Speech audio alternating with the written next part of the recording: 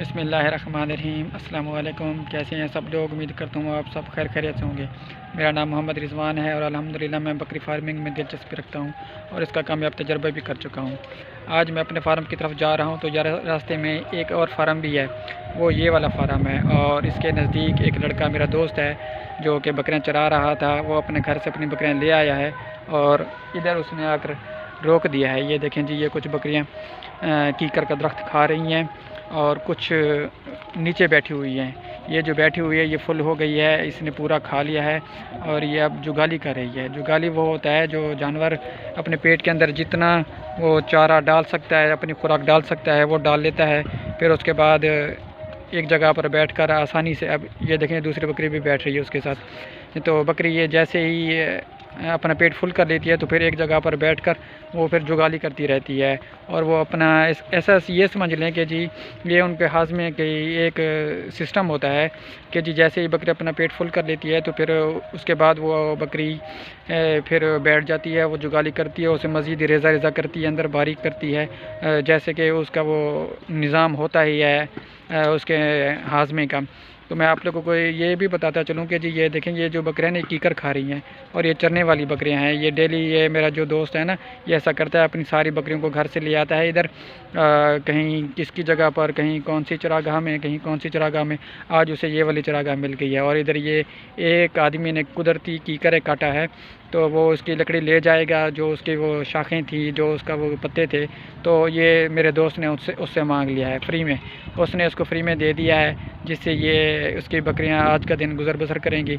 ये देखें, जो बकरी कीकर खाती है, एक तो उसे सर्दी नहीं लगती और दूसरे नंबर पर ये कि जी ऐसा समझ लें कीकर बकरी के लिए ऐसे है जैसे इंसान के लिए मछली हो गया और बकरी के लिए ऐसे समझो ये ऐसे है जैसे इसके लिए देसी घी हो। ये इतना इसके लिए ताकतवर होता है, ना इसे सर्दी लगने देता है, ना इसे कुछ लगने देता है। इससे बकरी खुश होती है, मोटी रहती है और अच्छी रहती है। और मैं आप लोगों को एक और भी मज़े वाली बात बताने वाला हूँ, वो मैं अब आपको चल के बताता हूँ। चलें जी, मैं आप लोगों को जो मज़े वाली बात बताने वाला था वो भी मैं आप लोगों को बता देता हूँ। तो मैं अब अपने फार्म की तरफ चल रहा हूँ तो रास्ते में मैं आप लोगों से वो बात भी डिस्कस करता जाता हूँ। वो बात ये है कि जी जब हम छोटे हुआ करते थे ना, तो चार्ली चैपलिन, शायद आप लोगों ने इसका नाम सुना हो। तो चार्ली चैपलिन जो हुआ करते थे ना, हम उसकी फ़िल्में बहुत शौक़ से देखा करते थे और वह बहुत ही हंसाने वाली वीडियोज़ उनकी मूवीज़ हुआ करती थी और हम वो शौक़ से देखा करते थे। एक बार उसी चार्ली चैपलिन की ड्यूटी लगती है उसके एक फैक्ट्री में। तो फैक्ट्री में जो उसकी नौकरी लगती है, तो फैक्ट्री में उसका ये काम होता है कि जी वो एक नट होता है, उसको वो कसता रहता है और उसके जो आगे एक आदमी खड़ा होता है वो उस चीज़ पर हथौड़ा मारता है, पीछे से वो उस चीज़ को जो है ना वो कसता है, उसके नट को, बोल्ट को कसता है।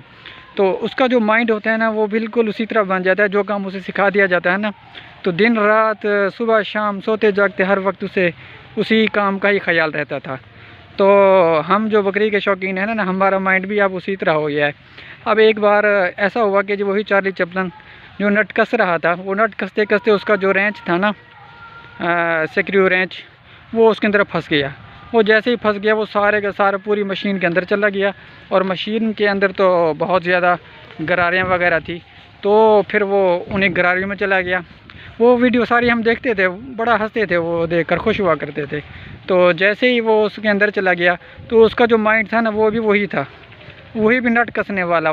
वो चाहे मशीन के अंदर था, चाहे कि गरारियों के अंदर था, चाहे कि वो डीजल में चला गया, चाहे वो मोबाइल में चला गया, चाहे वो जहाँ कहीं भी चला गया, उसका माइंड जो था ना, उसको बता जो दिया गया था ना कि जी आपने बस नट बोल्ट कसना है, तो वो फिर सारा दिन ऐसे ही करता रहा।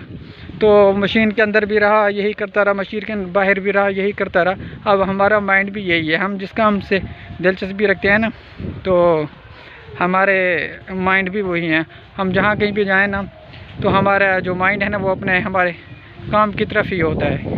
तो आज के लिए इतना ही काफ़ी, मिलते हैं अगली वीडियो में, अब तक के लिए अल्लाह हाफ़िज़ जी। तो मैं अब अपने फार्म के करीब ही पहुंच गया हूं और ये जो चारा पड़ा हुआ है ना सामने, ये गन्ने का, ये बकरे नहीं खाया करती बल्कि ये बड़े जानवर खाया करते हैं, किसी और लड़के ने रख दिया है। तो ये देख लें हमारा जो फार्म है ये कितना प्यारी लोकेशन पर है।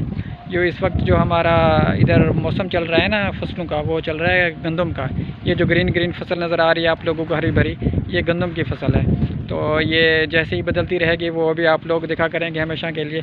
तो मैं आप लोगों को अपने फार्म के अंदर ले चलता हूँ और देखते हैं इसकी सफाई और इसके अंदर देखते हैं क्या क्या सूरत हाल है आज की सुबह। बिस्मिल्लाहिर्रहमानिर्रहीम। माशाल्लाह माशाल्लाह क्या सीन है, अल्हम्दुलिल्लाह बहुत अच्छा सीन है।